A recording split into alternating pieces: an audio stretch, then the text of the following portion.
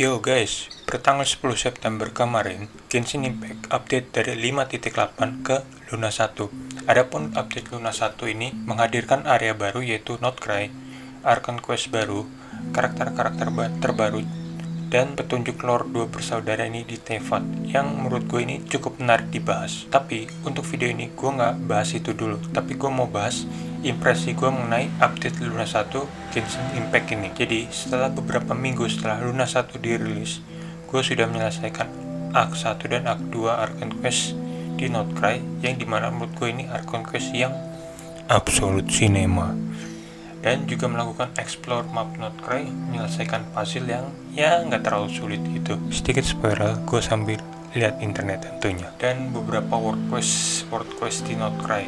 Adapun ada 3 hal yang mau gue bahas mengenai impresi gue mengenai update Luna 1 ini, yaitu map dan suasana Notcry, Archon Quest dan lore yang disajikan, ekspresi karakter. Ini yang ketiga lebih ke opini pribadi aja, dan mungkin itu aja, mungkin tanpa banyak yaping lagi, mending kita masuk ke inti video. Seperti yang kita ketahui, map Notcry ini berada di bagian utaranya Natlan dan di bagian barat Cloud dari Fontaine.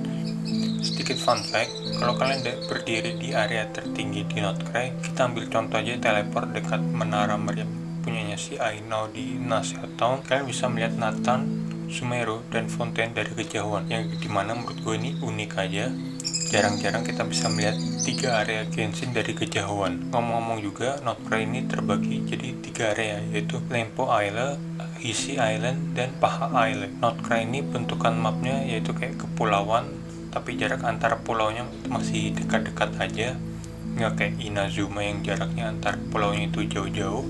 Serta juga tipe area di Notcry ini banyak daerah perbukitannya gitu, tapi tenang aja, ada area kayak jalan setapaknya, dan tipe bukit-bukitnya ini kayak nggak kayak di Liyue yang dimana itu sudah kayak gunung aja. Selain daerah perbukitan, terdapat juga daerah pesisir pantai gituan. Entah emang perasaan gue aja atau gimana, tapi kayak daerah Nasihat Town ini banyak sekali NPC-nya. Ya sebenarnya gue tahu kalau daerah perkotaan gitu kayak dari Mondstadt sampai Notcry ini pasti ada NPC-nya kalau daerah kota-kota gitu, kayak ngelakuin aktivitasnya.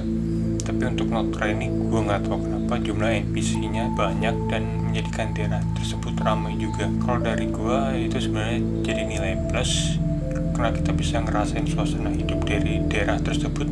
Selain itu juga ada penambahan desain NPC baru dan musuh-musuh baru tentunya. Oh iya, ngomongin soal musuh-musuh baru, seperti biasa di setiap area baru pasti ada Fatui-nya. Tapi untuk daerah Notcry, Fatui ini cukup berbeda dari region lainnya. Adapun Fatui di Notcry namanya Fatui Oprichinki, ya gitulah namanya. Si Fatui Oprichinki ini sebenarnya kayak pasukan khusus gitu untuk ditempatkan di Notcry, sepahaman gua. Kalau dari ceritanya sebenarnya daerah Notcry ini lagi dikuasai oleh Fatui juga, makanya di Pulau Paha Island ada markas Fatui yang segede gaban itu. Selanjutnya yang mau gue bahas yaitu Archon Quest dan lore yang dibawakan. Seperti yang gue bilang di awal Archon Quest, Notcry ini absolute cinema. Kenapa gue bilang demikian? Pertama, terungkap bahwa sebenarnya MC kita dan saudara pertama kali tiba di Tevat bukan di Khaenri'ah, melainkan di Notcry. Waktu pertama kali dengar ini gue ngerasa heran juga. Selain itu juga kita diperlihatkan pesawat luar angkasa milik MC dan saudaranya. Selain itu kita juga dipertemukan dengan The Damn Slate atau Colombina yang merupakan seorang mantan Fatui Harbingers. Adapun alasan dia keluar dari Fatui Harbingers dikarenakan si Colombina merasa si Fatui hanya mempergunakan kekuatan Colombina untuk keperluan eksperimen, yang menyebabkan si Colombina memilih keluar dari Fatui Harbingers dan pulang ke Notcry. Selain diceritakan bahwa si Colombina sudah keluar dari Fatui Harbingers, kita juga mengetahui bahwa si Colombina merupakan keturunan dari Frost Moon, salah satu dari Three Moon Sister. Mengetahui hal tersebut ini cukup mengejutkan juga, terutama sebelum Luna 1 sedikit sekali informasi mengenai si Colombina ini. Ada pula kita bertemu Fatui Harbingers yaitu Marionette atau Sandron seperti biasa guys, region baru pasti ada Fatui Harbingers baru yang ketemu sama kita juga tentunya. Sedikit fakta juga, ternyata si Sandrum ini merupakan kreator di balik Catherine, si mbak resepsionis Adventure Guild yang biasa kita lakuin daily itu. Yang paling mengejutkan lagi, dalam Arcane Quest Not Cry ini kita ditunjukkan salah satu dari 5 pendosa Khaenri'ah, yaitu Rerir atau Rockhair of Solnari. Di titik ini Arcane Quest Not Cry sudah disuguhkan dengan bertumpah ruah informasi, lore, bahkan karakter-karakter yang muncul.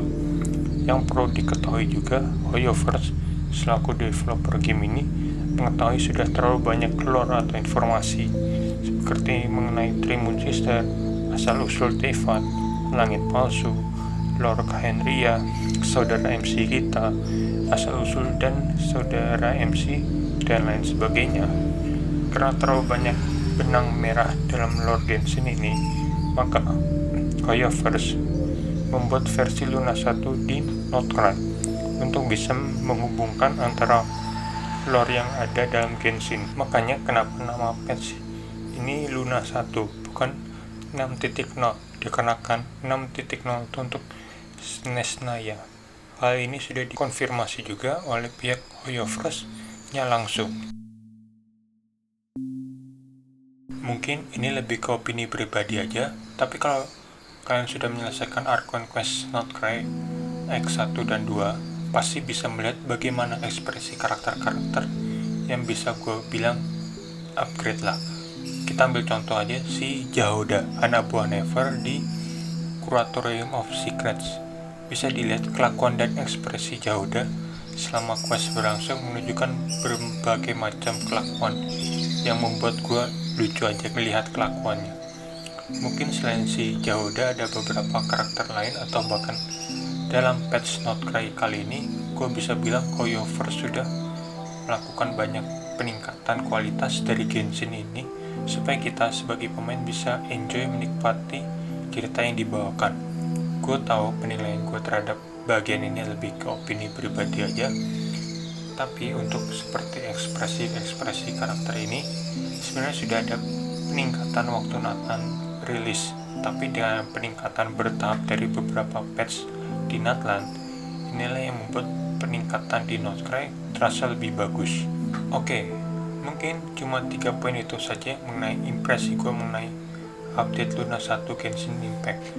Mungkin banyak sih yang menurut gue bisa masuk dari impresi ini, tapi karena gue terlalu malas besar, sepertinya 3 poin itu sudah cukup mewakili impresi gue terhadap update Luna 1 ini. Mungkin sekian dulu video dari gue, terima kasih sudah menonton.